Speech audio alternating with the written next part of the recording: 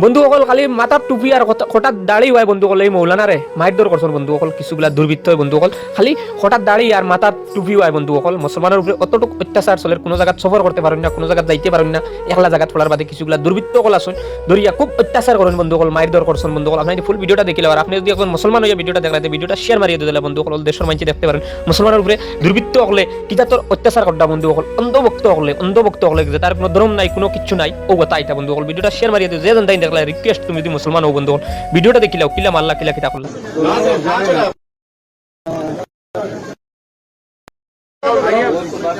अभी कहाँ गए वो लोग आपको मारे वाले?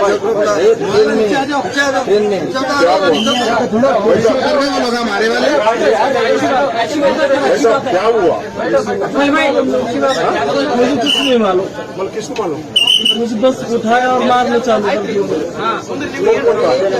दोनों थे। अभी आप आगे जा रहे हैं साहब? हम ऑफिस कोर्ट में चढ़ा। अच्छा किसमें चढ़ा? इस कोर्ट में चढ़ा इसमें चढ़ा? फोन चढ़े थे पता है झगड़े कर रहे थे तो मैंने बोला भाई क्यों मार रहे क्या वजह है हाँ